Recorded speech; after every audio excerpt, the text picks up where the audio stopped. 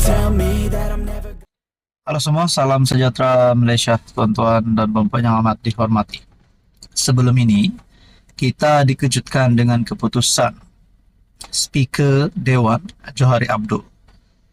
Dengan tindakan ataupun keputusan Speaker yang tidak mengosongkan 6 ahli parlimen, kerusi 6 ahli parlimen yang berpaling tadah terhadap parti mereka, bertindak menyokong kerajaan.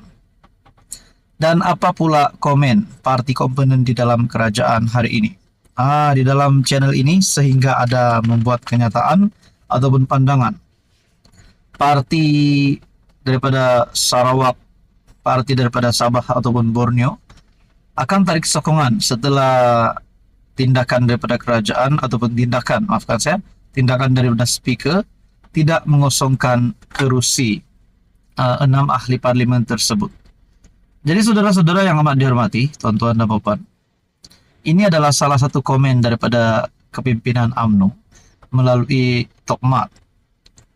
Akta anti lompat parti perlu lebih ketat menurut Mat Hassan.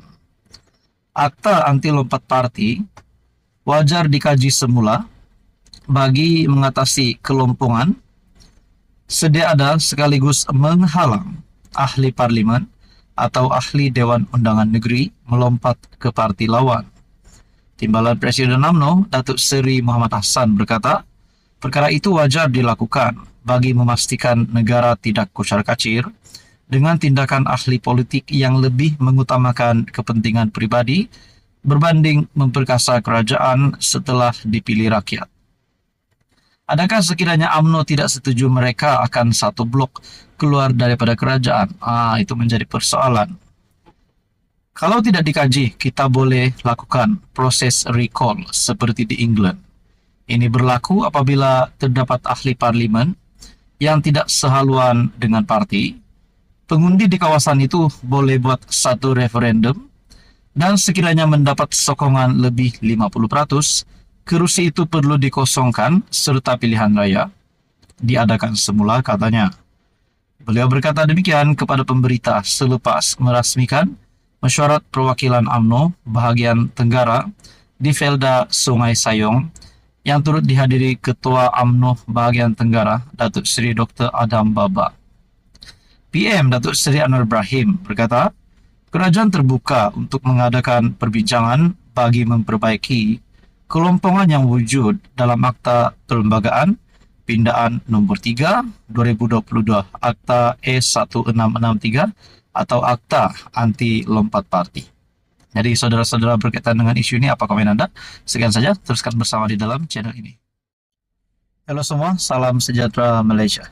Tuan-tuan dan puan, ada satu serangan baru diterima oleh Anwar Ibrahim. Ini satu serangan yang diterima oleh Anwar. Baru-baru ini kita juga mendengar banyak kecaman, cacian dan makian diterima oleh PMX. Namun Datuk Seri Anwar Ibrahim tetap teguh berdiri sebagai PM. Nah, antara serangan yang diterima oleh Anwar sebelum ini adalah berkaitan dengan keputusan speaker yang bertindak tidak mengosongkan kerusi 6 ahli parlimen yang berpaling tada pada parti mereka sendiri, yaitu Parti Bersatu. Dan yang terkini, satu serangan diterima oleh Anwar. Melalui artikel daripada Malaysia Kini, Cikgu Bad ajak cabut roh reformasi dari Anwar di Permatang Pau.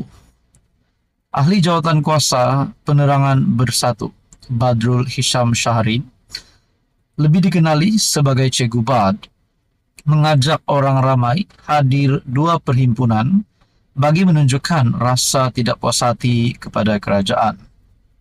Satu akan diadakan pada Hari Kebangsaan 31 Ogos di Permatang Pau, Pulau Pinang, manakala satu lagi akan diadakan pada Hari Malaysia 16 September di Kuala Lumpur. Persoalannya saudara-saudara, kenapa diadakan pada tarik bersejarah ini? Adakah ini satu perkara yang relevan untuk dilakukan oleh pembangkang ataupun tidak? Bahkan sebelum ini perhimpunan anti Anwar yang diadakan, rasanya tidak ada apa-apa pun berlaku kepada PMX walaupun beliau diserang. Jadi sekiranya ada protes terhadap kerajaan hari ini, Adakah ini satu cara yang relevan? Itu persoalannya. Dan kenapa nak cepat-cepat tukar Anwar Ibrahim? Kenapa nak cepat-cepat tukar kerajaan? Sedangkan kita dapat lihat Anwar Ibrahim berusaha sebagai Perdana Menteri. Jadi adakah relevan untuk Anwar ditumbangkan, untuk Anwar letak jawatan? Berkaitan dengan itu, Anda boleh komen di bawah. Menurut artikel ini, insya Allah Agustus 31, kita akan berada di perempatan pauh untuk mencabut roh reformasi daripada Anwar. Dan 16 September, kita akan ada 100.000 rakyat Malaysia ke Kuala Lumpur. Katanya, selaku pengerusi Majlis Ceramah Gelombang Selamatkan Malaysia. Di hadapan kira-kira 200 hadirin di College University Islam Zulkifli Muhammad di Gombak. Untuk rekod, Anwar mengumumkan permulaan gerakan reformasi melalui deklarasi permatang pauh yang telah dibacanya buat pertama kali pada 12 September 1998 di kediamannya di Cerok Tok Kun. Jadi saudara-saudara, berkaitan dengan ini apa komen Anda? Sekian saja, teruskan bersama di dalam channel ini. Hai, hello, salam sejahtera Malaysia. Tuan-tuan dan puan, masih lagi ramai rupanya yang bercakap tentang keputusan ataupun bercakap tentang isu 6 MP yang berpaling tada sebelum ini, yaitu 6 ahli parlimen bersatu sebelum ini yang berpaling tada bertindak menyokong kerajaan. Namun mereka, jawatan mereka sebagai ahli parlimen, kerusi mereka langsung tidak terjejas. Dan itu menimbulkan rasa tidak puas hati daripada orang ramai, terutamanya penyokong bersatu. Namun saudara-saudara, berkaitan dengan ini, lain pula kenyataan daripada pihak kerajaan. Bahkan Datuk Seri Anwar Ibrahim sebelum ini menyalahkan bersatu. Berkaitan dengan ini. Dan terkini satu serangan kepada bersatu yang saya nak kongsikan kepada Anda melalui setiausaha politik Anwar. Bersatu manipulasi istilah terhenti keahlian.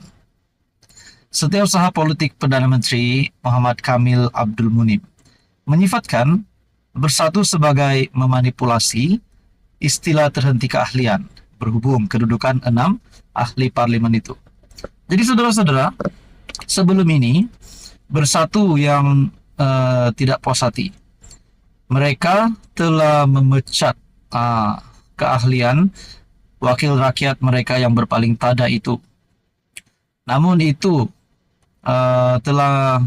perkara ini telah mendatangkan satu isu dan mendatangkan rasa tidak puas hati ramai orang kerana kerusi bagi MP itu tidak dikosongkan.